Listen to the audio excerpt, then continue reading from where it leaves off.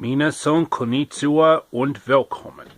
And today we're going to be talking about some amazing facts about video games. From Nintendo to Sega to Capcom to Konami. And of course Square Enix, formerly known as Squaresoft and Enix respectively. I like to dedicate this video to all the fabulous people who have supported me over the past couple months. And to all the gamers who really enriched my life, like the Happy Console Gamer, the Angry Video Game Nerd, Alpha Megasin, and 8-Bit Eric. I thank everyone in the gaming community who have helped me a lot, because I am a big gamer, mostly with video games from Japan. Nippon. Let's begin, shall we? Mario was created by Shigeru Miyamoto, and he appeared in the game developer's first ever title, Donkey Kong, from 1981, based off the famous gorilla King Kong back in 1981. Mario was originally called Jumpman, but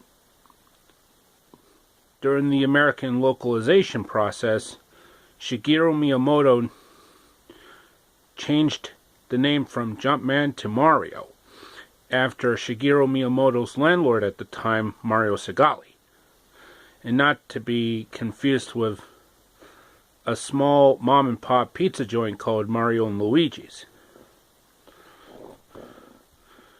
The NES/Famicom was released in Japan on July 15th, 1983, in North America on October 18th, 1985, in Europe on September 1st, 1986, in the United Kingdom and Australia in 1987, and in Brazil in 1993.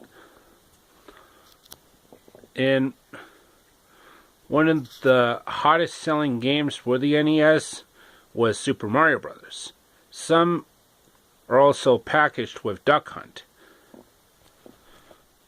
Kirby, or Hoshinokabi, was created by video game designer Masahiro Sakurai at the age of 19, when Masahiro Sakurai was working at HAL Laboratories.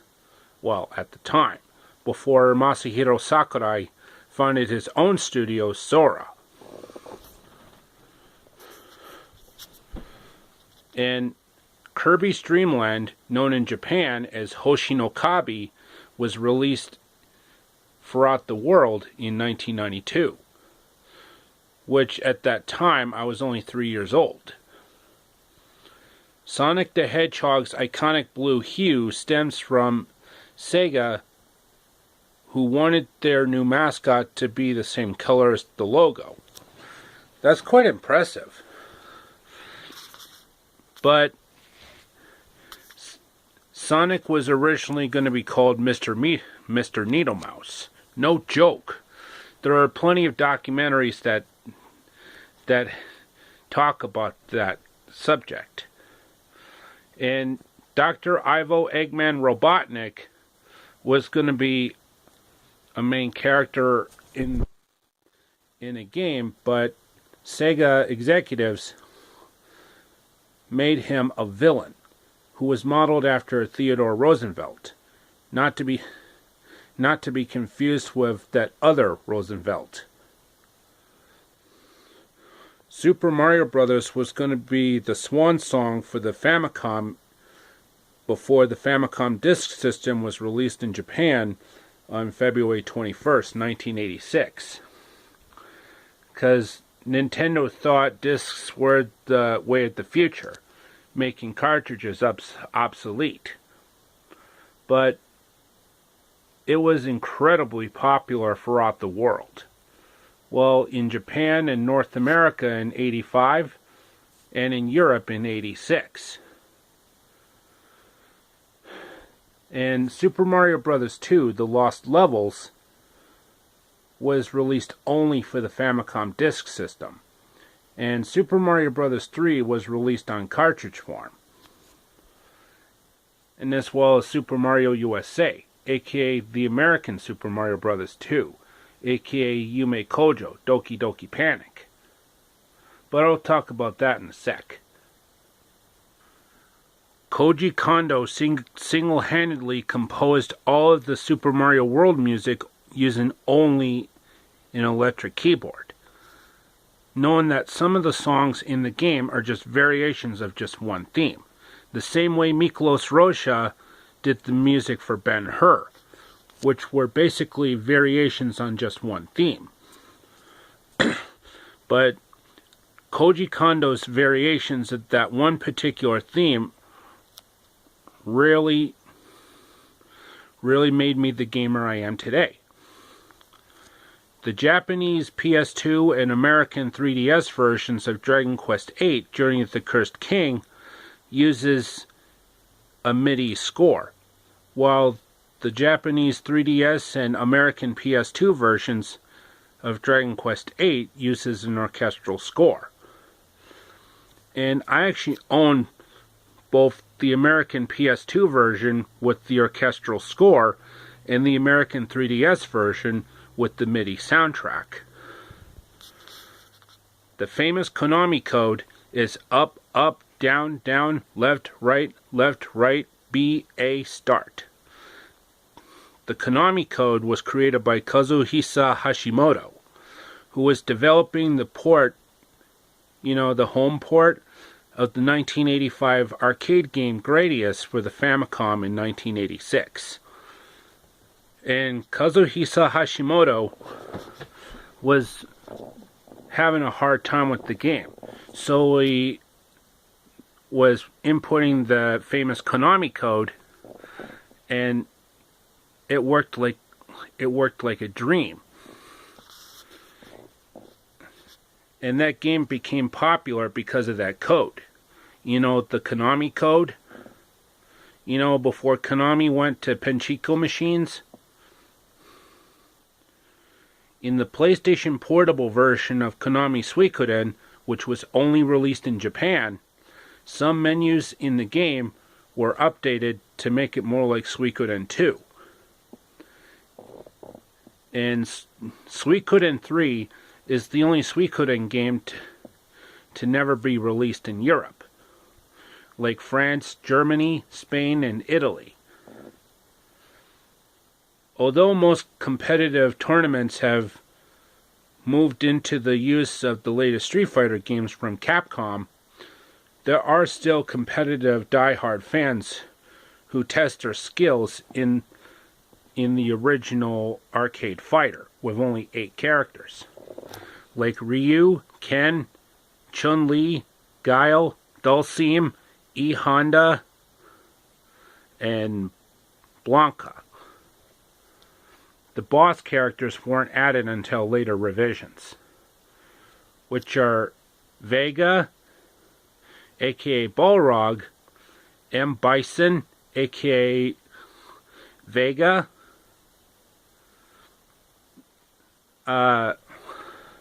Sagat, and M. Bison, aka Balrog.